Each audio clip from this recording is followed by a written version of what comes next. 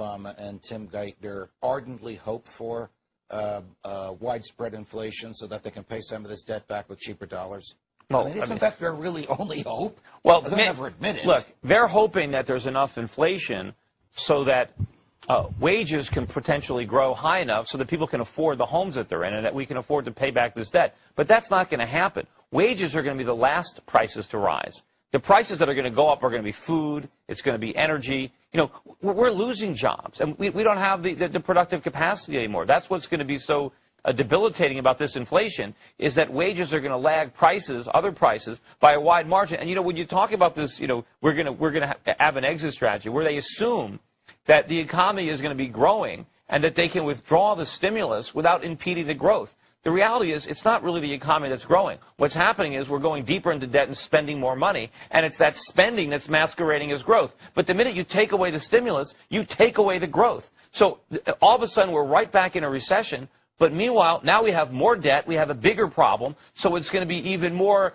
debilitating to go through the recession a year from now than it would have been if we just, you know, bit the bullet now. All right, let's take an example of what you're talking about, cash for clunkers. Let's suppose that the Senate, in defiance of common sense, in defiance of Economics 101, and in defiance of the Constitution, votes the additional $2 billion for cash for clunkers. And let's suppose there's 10 people online at a dealership, and he only has enough money from the feds for the first 3 people. What happens to those other 7? Well, I mean, first of all, forgetting about the constitutionality of it, I mean, cash for clunkers is a perfect example of the stupidity of politicians, where they're doing the exact opposite of what we need to do.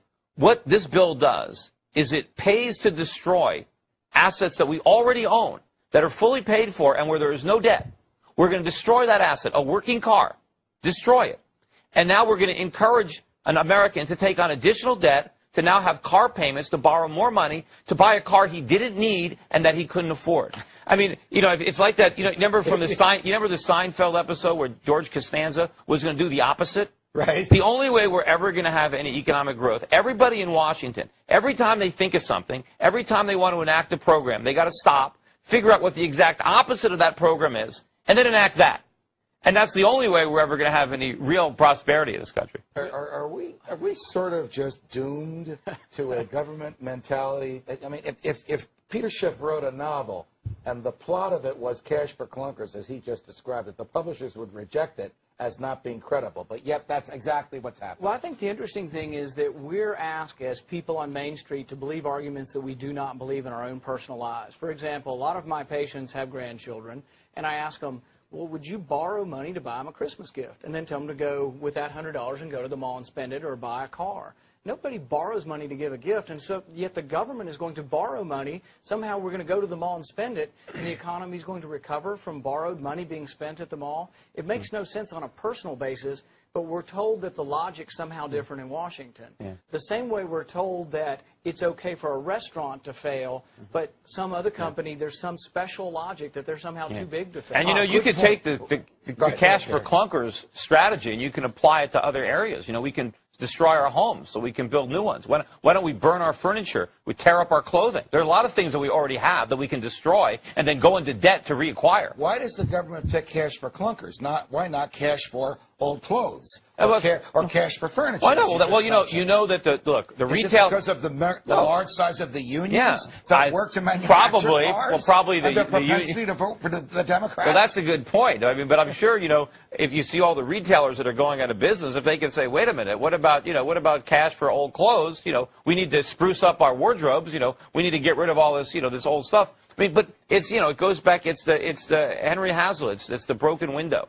You know, it's looking at the scene, but ignoring the unseen. Great book, Economics in one lesson. Not easy, just in one lesson. I make the same mistake. Nothing about economics is easy. I always throw that in the title. But, yeah, I mean, you know, what we need in this country is we don't want to spend more money. We don't want to borrow more money. We want to produce more cars, but not so that we can buy them ourselves, so we can export them. We need to earn money. We need to get out of debt. We got a lot of cars. We've got to take our old cars and drive them until the engines fall out. We don't have the money to buy new cars. We are broke. And going deeper into debt only puts us in a deeper financial bind. As you go around the state of Kentucky, as you're taking the pulse of the voters, as you decide whether or not you want to enter their race, are you finding any arguments in favor of cash for clunkers centralized health care, federal government taking power from the states. I mean, just the other day, actually this morning on Fox and Friends, another show on which I appear, you got to be an early bird to see it, former Congressman, now Secretary of the Treasury, Ray LaHood was on. And he said, if it was up to me, I would outlaw texting while driving. Well, nobody in their right mind should text while driving. But the other side of this is, there's nothing in the Constitution that gives the federal government the power to do this. Right. This is an issue for the states to address. So the feds are going to say to the state of Kentucky, outlaw, by way of example, outlaw texting, and we'll give you the money to repave all the federally built highways in Kentucky. Don't outlaw texting, and we'll take money away from you that's federal law budgeted. By extortion is what it is. It's bribery. We're bringing ours a little more local in Kentucky. My son just got his driver's license, and we've outlawed it in our household, but we haven't yet outlawed it in our state. But as I go around the state, I don't find people who are in favor of more government. I find more a spontaneous uprising occurring. I've been part of this Tea Party movement. I spoke to 700 people in my town. My town only has 50,000 people. 700 people showed up spontaneously for this Tea Party, and I've spoken to them all over Kentucky. It's a spontaneous movement. It's not necessarily generated by Fox News. It's not the Republican Party.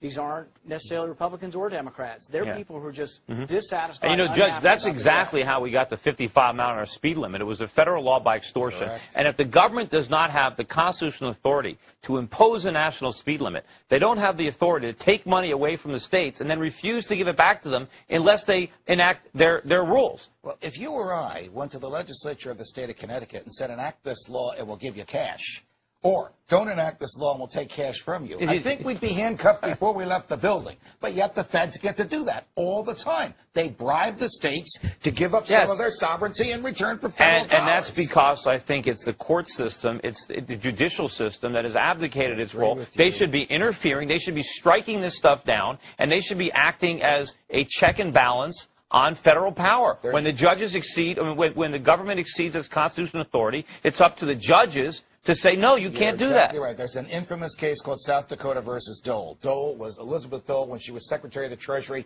under Ronald Reagan, when the government said, the feds, lower the speed limit to 55 and we'll give you all this cash. In some states, it was many, many, many millions to repave the highways. South Dakota said, we're not going to lower the speed limit, and we still want the cash. And the Supreme Court said, if you want the money, you've got to take the strings. You know who wrote that opinion?